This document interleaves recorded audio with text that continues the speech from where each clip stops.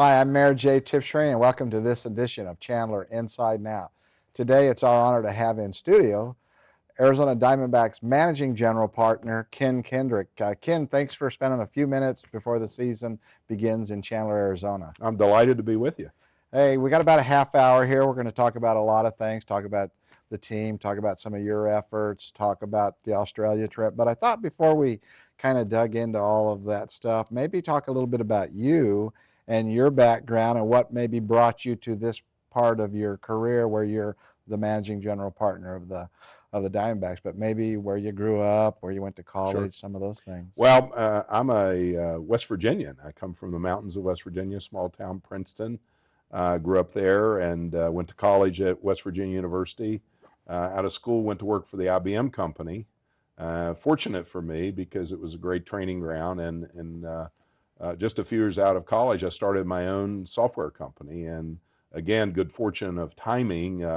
Was in that business at a very early stage, and really set me up as an entrepreneur for life, and created many opportunities for me. My company that I began in the '60s is still around, and in the early '90s, I left active duty from that venture and came to Arizona, and from there, kind of settled in the valley and got involved in sports after I got here. What brought you to Arizona in the 90s? Well, it's a story, kind of a West Virginia story. I came to a Fiesta Bowl game. West Virginia University and Notre Dame, as some might remember, played for the national championship in 1989 in the Fiesta Bowl. I'd never been to Arizona. I came for the game, thought, wow, what a wonderful place, and decided and told my wife, this is a place we'd like to spend more time. And so within about 2 years from that event, we kind of set up a plan for me to begin to leave active duty in my company and move to the Valley. Yeah, interesting. We're glad you came. I'm happy to be here for sure. So you got involved with the original ownership group, from what I read, of the Right. Diamondbacks, and so talk about that and about getting the franchise started. Yeah, I got to know Jerry Colangelo early on in my time in Phoenix, and became a part owner of the Phoenix Suns, and enjoyed going to the games and being a limited partner. And when Jerry and others were putting a bid together to try to acquire a major league team, they asked me to participate. And I have a lifelong love for baseball, and decided I would join their group, and did. And in 1995, fortunately, we were awarded the franchise that is now the Diamondbacks. Yeah, that's been I remember that first game in 1998. I went to that. I've still got a little memorabilia from that game. I do too. Exciting. In 2004, you became the managing general partner. So you're in your 11th year as the managing general partner. How did that come about? Well, the Diamondbacks had, kind of a star-crossed early period of being in baseball. We were an artistic success, but financially we were very challenged. There were some very substantial debts that were created to bring top players to the Valley to play for the Diamondbacks, and the team just was in financial disarray. Right. And I was approached to put a group together to bring some additional money into the team, and as a result of that effort, ultimately took over the responsibility of running the team. There was a lot of deferred salaries from what I think I read in the paper. Yeah, actually, something I don't really remember. Well, I remember it, but don't like to remember it. But some $250 million worth of player obligations that were on the books that needed to be paid, and so we put a plan in place. It was a 10-year plan. Fortunately, we've now achieved this success with paying off all of those salaries, and now we're back to operating a team where we can pay currently the players that we have. So as the managing general partner, obviously you work close with your general manager, Kevin Tower, and then your president, Derek Hall, who I've met a couple of times. How do you guys interface? Because obviously, as terms of ownership, the buck kind of, or the decision making stops with you, I would think. Well, more in a corporate sense, I would be board chairman. Derek is president and CEO, and Kevin, from a baseball standpoint, is the chief operating officer. And so, we have the business side, which is primarily Derek's responsibility. The baseball side is Kevin's responsibility. But the three of us work very closely together. I see these guys literally every day. We spend a lot of time together. Derek and I work on the business issues, and the three of us work on baseball. But the one thing you learn when you're in a business like baseball is you need to, even though we all have a belief that we know about ball players and have our opinions about talent, you need to leave baseball decisions primarily to the experts. And Kevin and his team clearly are very expert at putting a team together. And that's evaluating talent and evaluating players and keeping track of it. You probably have a fairly large staff in all areas of the organization. Yeah, it's we have 300 and some full-time employees. The baseball organization is an interesting one in that not only do we have the major league team, which our fans here in Phoenix see during the season, but we have 7 minor league teams with full complements of players. So there's a large staff involved in scouting and recruiting and drafting those players and then managing the operations of these other teams. Yeah, and I think a lot of people forget about the extent of the minor league operations and all of those different teams and the responsibilities and the personnel that are involved with those teams. Yeah, baseball is different from the other major sports in that, at football and basketball and hockey all kind of rely on the collegiate world, as their training ground. And while we obtain players out of college when we draft, our players go through a lot of development before they become major leaguers, which is unlike what happens in football and in basketball. They come generally right off the college campus, into the major leagues. And with baseball, it doesn't work that way. That's an interesting point. Yeah, I never thought about that, but you're right. The college basketball players, maybe they'll play 1 year and they're in the pros. Football, I think you play to your sophomore and then you can go pro. But you guys, there's a little bit more seasoning to become a major league baseball player. It's extremely rare that a player would come direct out of either high school or college and become a major leaguer. I mean, they become professionals, but the progression of rookie and then A-ball and then AA and then AAA is the general road that a player would take before he becomes a major leaguer. Yeah. So a little bit back to the organization and your involvement. Last year, or just recently, ESPN rated the Diamondbacks in terms of on-field and off-field success, one of, if not the top-rated organization in baseball. I wanted to get your thoughts on that, and maybe some of the things that went into that kind of ranking, because that's pretty impressive when you look at the different teams in the different markets you're competing Well, thanks against. for mentioning that. I mean, we're very proud that we were recognized. We were chosen from the poll that ESPN does as the #1 team in baseball. And in all sports, we were the #5 team across the world in all the sports in terms of the criteria they used, which are broad. They involve, of course, on-field results, economics. It even looks at ownership and the quality of ownership. So, we somehow dodged a bullet on that one. But the community involvement, which we're very proud of, the fan experience, the affordability, of our games. So there's an array of criteria that were used in aggregate. We came out in baseball as the #1 franchise. So we're very proud of that. Yeah, that's very impressive. It's good to see. And since you brought up the community involvement, I just recently participated in some Little League openings in the city. They all were the same morning. I had to kind of get spread pretty thin, and the council helped out. But the Diamondbacks were represented by Luis Gonzalez. And the one thing I noticed is the teams are coming on the field, they all had Diamondback jerseys on. Yeah, well, I'm glad you did notice that. It's a new initiative this year for us, and it's kind of one of those things that sort of evolved through the process of both Derek Hall and I have sons. My son is just now a high school senior, went through Little Leagues here in Arcadia.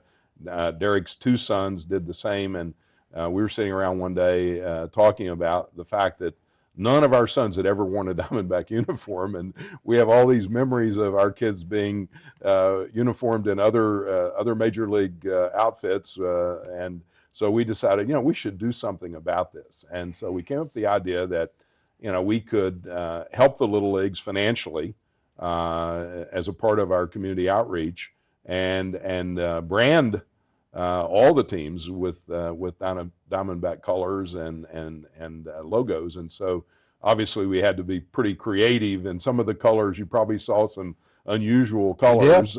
I did. I saw some camouflage. And But indeed, but we this year we outfitted 25,000 little leaguers throughout the valley and underwrote the program, and it's one of our community outreach programs. And I think the of course it helps us in getting our brand worn by all these young people that hopefully will already maybe are, but will maybe stay through their lives Diamondback fans.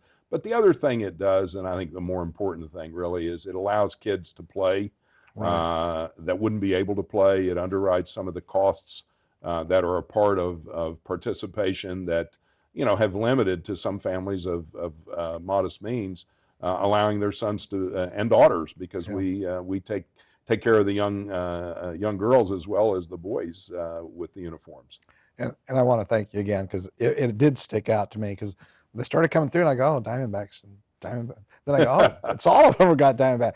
So it's good. And we thank you, and on behalf of all the little leagues in Chandler, and that's a significant commitment by you and the organization. Well, And then, Chandler Little Leagues have an incredible history, and so it makes us proud to be identified with the Chandler Little Leagues, because you've had some great teams and some champions, and kind of the really are, I think, probably if we look at Little League baseball, the kind of the community that everybody would look to be like, yeah. because you've had great success. Thank you. Thank you on behalf of the families and kids again on that one. So as we're taping, we're getting ready to start the season for 2014. So I wanted to get some of your thoughts heading into the season, what you're kind of thinking and what have you. I mean, it's kind of a roll of the dice in terms of how the team will do or not do, but any thoughts in that area? Well, we've worked hard, as we try every year, to improve our team. We think we're going to be very competitive this year. We made some offseason moves to strengthen the team. We added Mark Trumbo, who is a power hitting outfielder. We brought in Bronson Arroyo as a starting pitcher. Has a great history for a lot of years in the big leagues. We added a closer, Addison Reed. So we tried to improve the team from a year ago. We've had the last 2 seasons we've been a 500 team, and that's not what our goal is. No. In the 2011 season, we won our division championship. We've won 5 division championships out of our 16 years, which is for a brand new franchise. Our record, as it turns out, in the history of baseball, is the best record of startup teams, and so we want to keep that going. And so we hope to improve the team. And the season is just about upon us, and it's a tough competitive battle against our rivals, but we think we'll do well. Good. I'm going to reintroduce the show, and then I'll be right back at you. Okay. I'm Mayor Jay Tibshraeny. You're watching Chandler Inside and Out today.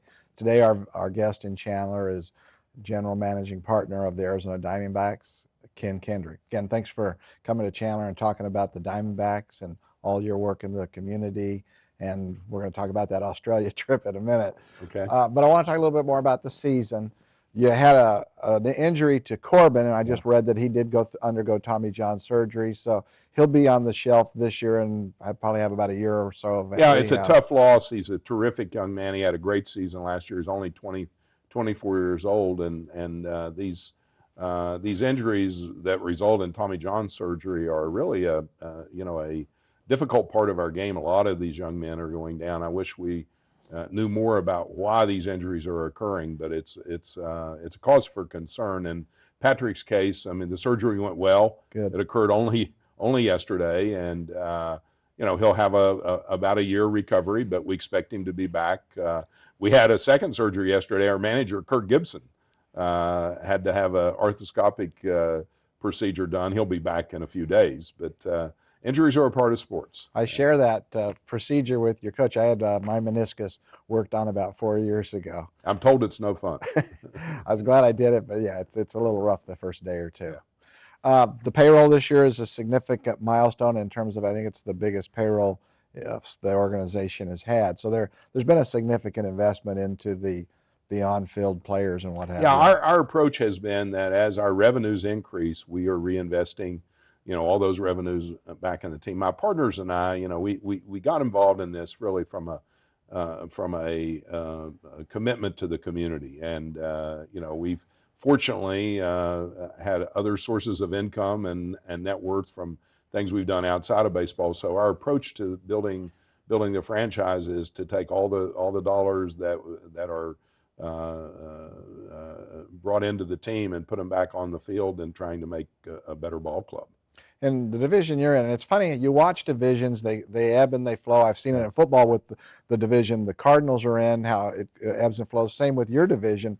Now your division arguably could be the best division in baseball. I think it's I wouldn't argue with you over that one. I think it's a very competitive division from top to bottom. Every single team on paper is better going into the season than we were when the season ended. We, certainly over in LA, we have the team that's now set the all-time record in terms of money spent on player payroll. I just was seeing in the media that their payroll is the highest ever. And so, we need to compete, and we're trying very hard to do that. Yeah, it's interesting, the money that is being spent. And yeah, I've kind of followed the Dodgers and what they've done. And sometimes that doesn't equate to on-field winning. We've seen that with the Yankees. But when you got a big check you can write, you can pick up some players. I think the thing that it does more than any other is it by having the money that they have, it somewhat insulates them against the injury.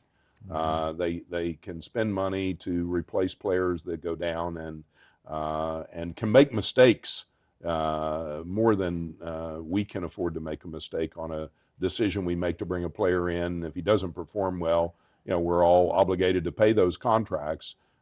Teams like the Dodgers with extra money, if a player doesn't perform well, they just move on. So the advantage of the extra payroll is probably more than in that area. Now, the quality of the team they put on the field, certainly they're a very talented group, but we think we are too. Is there a luxury tax in baseball like there is? Okay. So it's probably being involved in the ownership side of the game and in some of those processes of looking at collective bargaining, which we're very involved with that as a part of our game. We would like, and I would be one that would be very supportive of a more significant tax on excessive spending. In some of the other sports, the penalties are much more severe. I think there's as big an issue in baseball as the very high spending teams is we have teams that spend very little. Yeah. And therefore it creates to some degree a competitive imbalance that I don't think over time is a healthy thing for a sport. I think you'd like to have every team feel and their fans feel as the season begins they have a legitimate chance to win through the season. And in baseball, that's not as easy to see as it might be in some other sports. That's a good observation. People don't think a lot about it. They think about the high payrolls. They don't think about the low payrolls and the competitiveness. Yeah, there's some cities where, when the season begins, I think there's almost no chance that they would make the playoffs or have a chance at a championship. And if you're a fan, you want there to be hope. You want to have belief that the team can win and be successful. We have that here, and we have been successful, and we'd like to be more successful. Yeah. Wanted to visit with you a little bit about the trip to Australia. Yes. That was kind of a significant thing for Major League Baseball and a real honor, I'm sure, for your organization. But talk a little bit about going over to Australia and introducing them to Major League Baseball. Well, they have a league. There's the Australian Baseball League, so they've been playing baseball a long time. Now, baseball there is not the leading sport. Cricket, as it happens, is a more popular sport, and it's been around forever. In fact, we played games in the hallowed Sydney Cricket Ground, which was changed into a baseball venue, and it actually, and I'm sure actually turned out to be really a great place to watch a baseball game.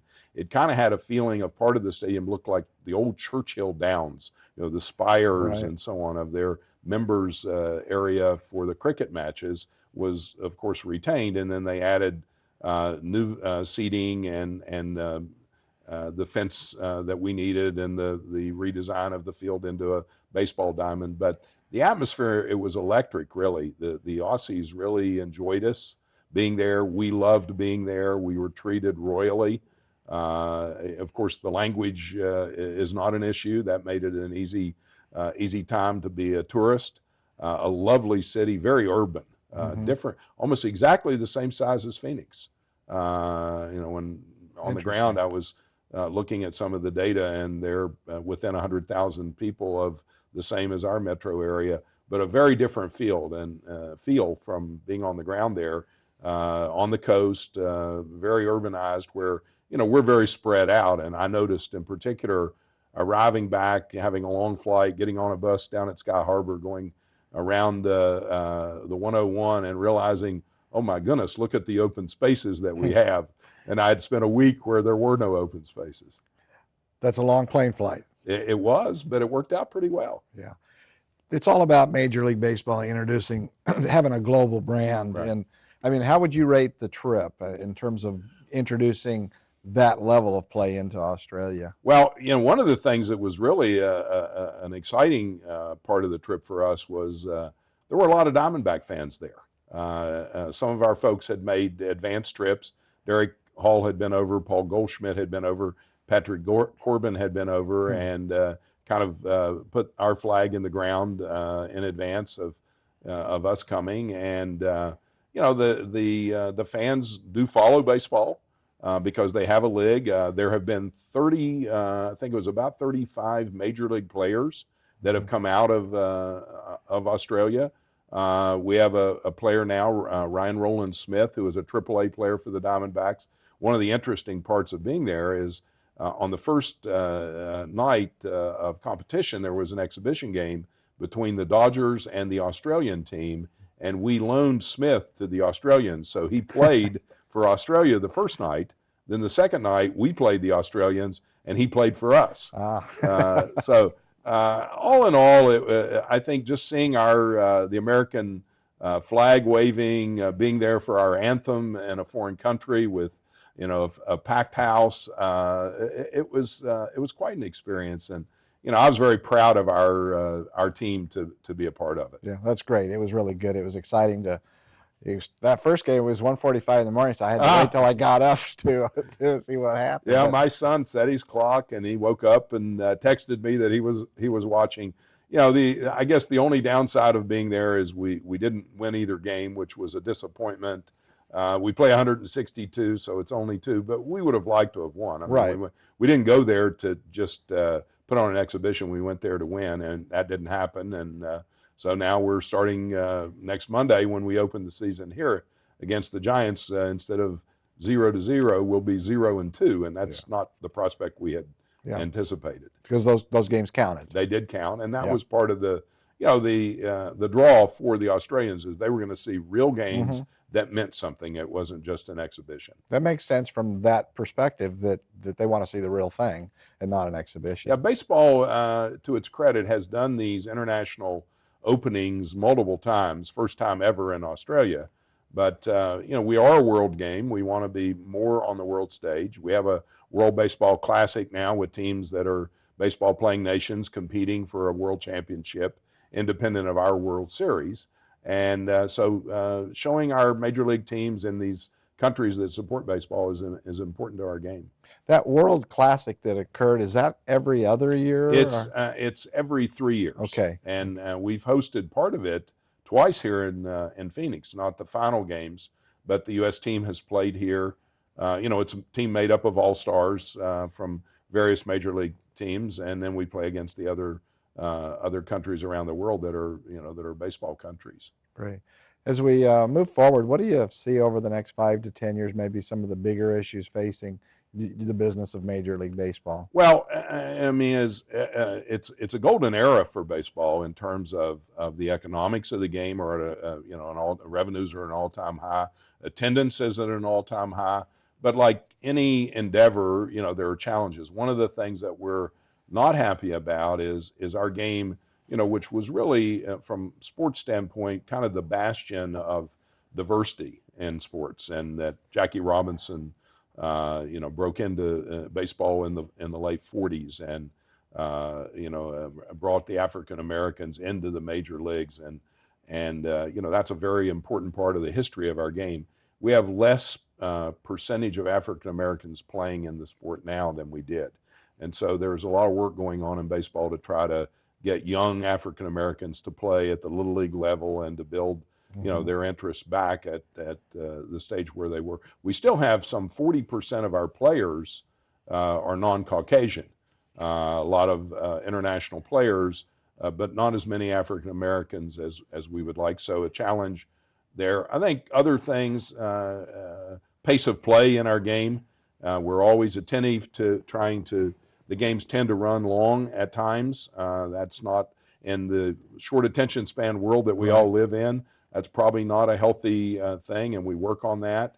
Now, we've just decided and this year are implementing the instant replay, so that's going to add some time, but it's going to do what I think all our fans want, and that's make sure that the calls the umpires make are always correct, or as close to always correct as they can possibly be. I think that's a good thing. But there are always challenges.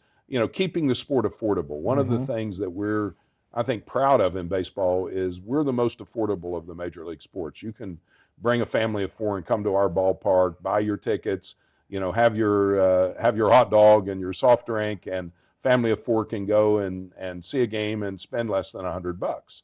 And that's not possible in the other major sports. So the challenge of keeping that going is one of the things we have to keep working on. But there's always a lot to do to keep your game alive and keep it vibrant and keep the fans interested. Great. I'd like to go on, but we've kind of run up against the clock. But maybe we'll get you back and talk a little bit about the baseball card, the Honest Wagner 1909 baseball card. But we'll save that for another show. But Okay. Thanks for coming to Chandler today, and good luck to you in the upcoming season. Thanks, man. Very, very fun interview. Yeah, thank you. You've been watching Chandler Inside and Out. My guest has been Kendrick with the Arizona Diamondbacks.